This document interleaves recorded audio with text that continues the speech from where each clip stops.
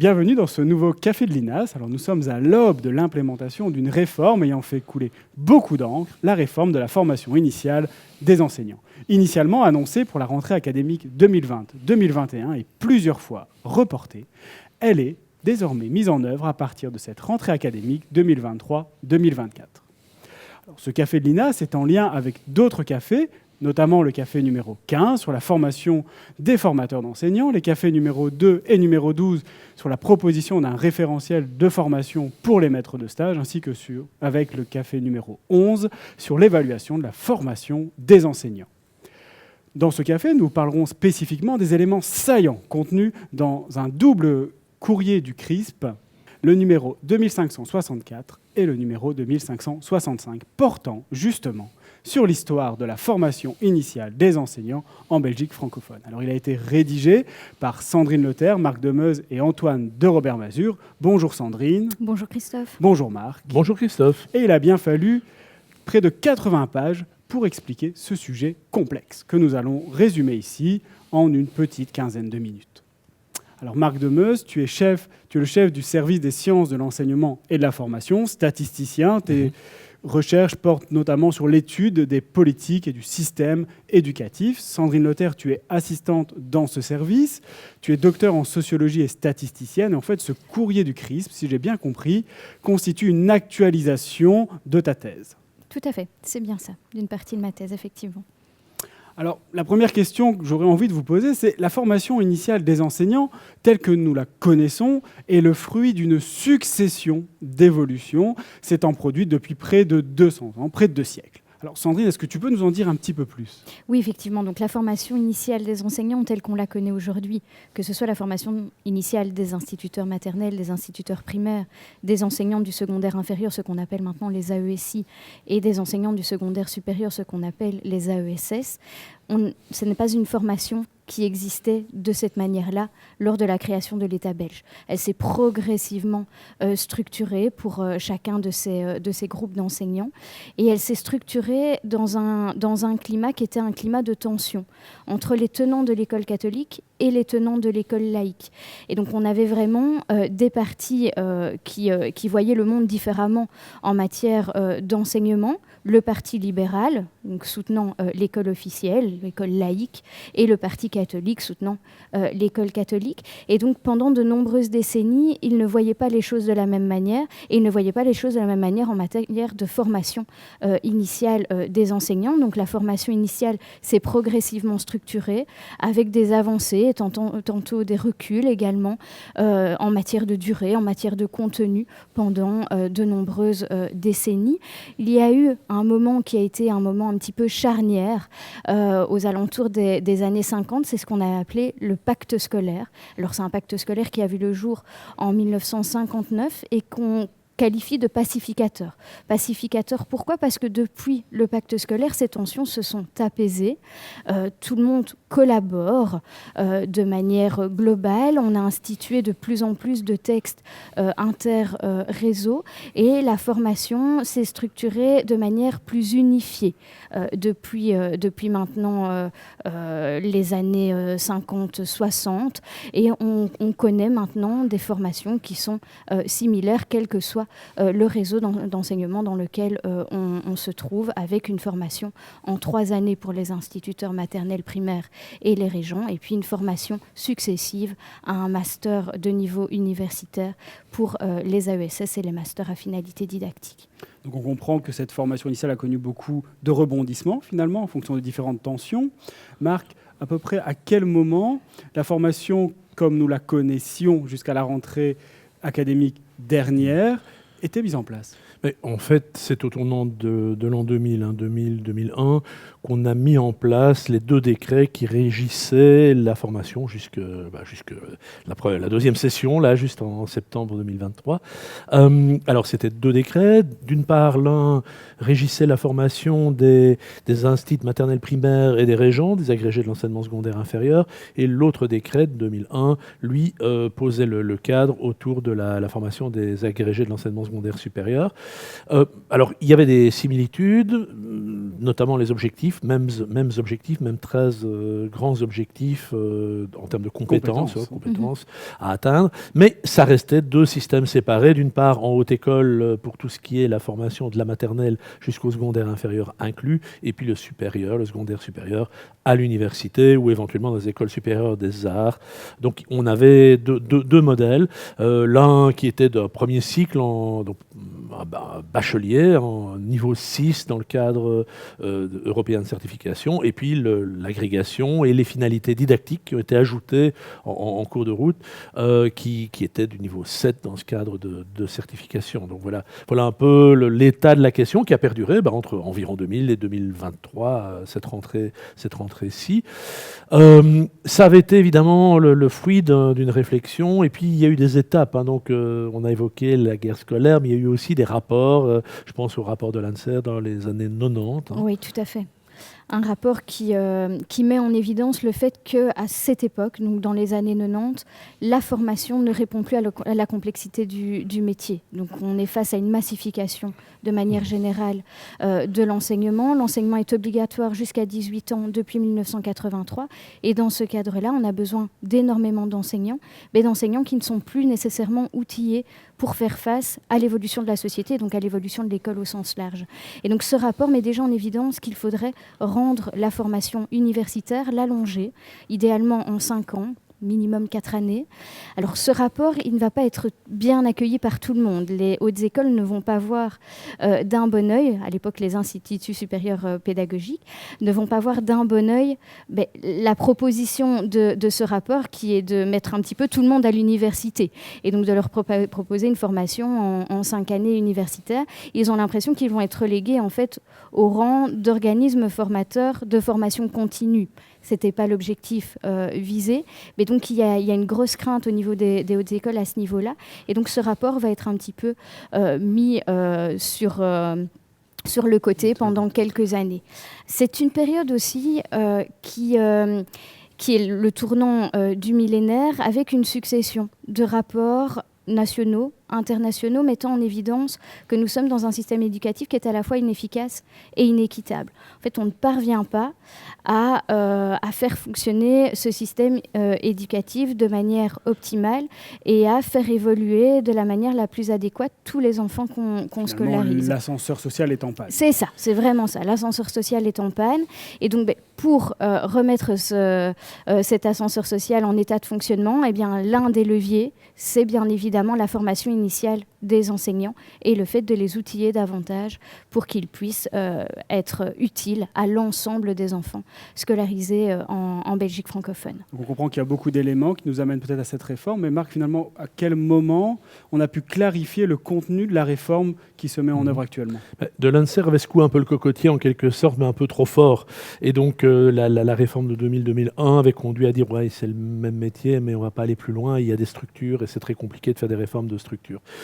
Pendant une dizaine d'années, ça va vivre sa vie, et c'est à partir de un peu après 2010 certainement, tout doucement, qu'on commence à réinterroger cette formation. Alors la législature de 2009 met en place un gouvernement qui va se préoccuper avec le ministre Marcourt, notamment de commander une évaluation participative à nos collègues de l'université de Saint-Louis. On va avoir toute une série de travaux qui vont mettre en évidence finalement l'insatisfaction de la manière dont les choses sont organisées, avec des insuffisances, des améliorations possibles, et de fil en aiguille. Alors c'est à travers le SUF, le Conseil interuniversitaire francophone, donc qui fédérait les universités avant l'ARES, que finalement se met en place un groupe de travail qu'on étend aux 4 opérateurs, donc université, haute école, promotion sociale et école supérieure des arts, pour repenser cette formation. Les opérateurs se disent bon, on peut faire mieux, on peut certainement faire mieux. Et finalement, de fil en aiguille, on va avoir des rapports de ce groupe de travail des 4 opérateurs. Et le ministre Marcourt, qui fera d'ailleurs un deuxième mandat, lors de son deuxième mandat, va se saisir de ce rapport.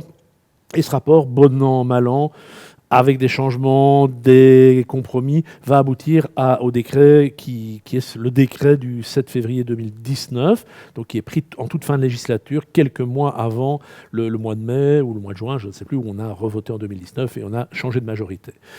Et ça, donc, c'est le premier décret. Et puis, on peut dire que maintenant, on est dans un deuxième décret qui modifie ce premier décret. Alors, on ne va pas rentrer dans les détails, mais le courrier va rentrer dans ces détails, va montrer ses évolutions. Mais c'est à ce moment-là qu'on va essayer de proposer une réforme qui est substantielle, parce qu'elle va à la fois allonger la formation, pour permettre d'y disposer ce qui est nécessaire. C'est important, on passe de 3 à 4 ans pour pas mal d'enseignants, pour une majorité d'enseignants, mais on va aussi masteriser, c'est-à-dire que non seulement on va allonger, et on va même l'allonger pour l'agrégation, doublant de volume, mais on va aussi changer les titres, et dire finalement maintenant, tout enseignant aura au moins un niveau 7, c'est-à-dire un niveau master.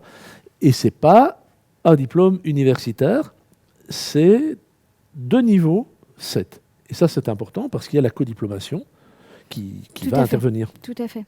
Effectivement, donc à l'heure actuelle, dans le cadre de la réforme, les organismes de formation vont collaborer pour donner tout un ensemble de cours qui constitueront la formation initiale des enseignants. Alors, les universités vont intervenir dans les formations qui étaient initialement les formations dispensées en haute école, formation des instituteurs maternels, primaires, des AESI, qui deviennent en fait ce que l'on appelle maintenant des sections. Ça aussi, c'est une nouveauté.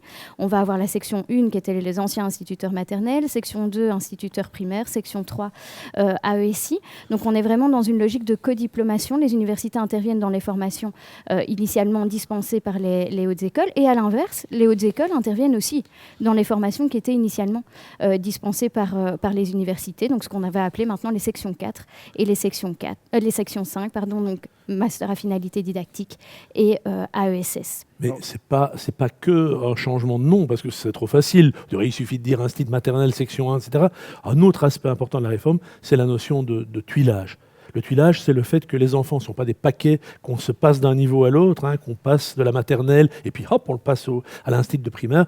Non, il y a une liaison, il y a un passage en douceur. Chaque rupture, en fait, conduit à des échecs. Très, très souvent, d'adaptation, de compréhension, c'est des formations différentes. Et donc, ce tuilage-là, il va se mettre en place dès la maternelle. Tout à fait.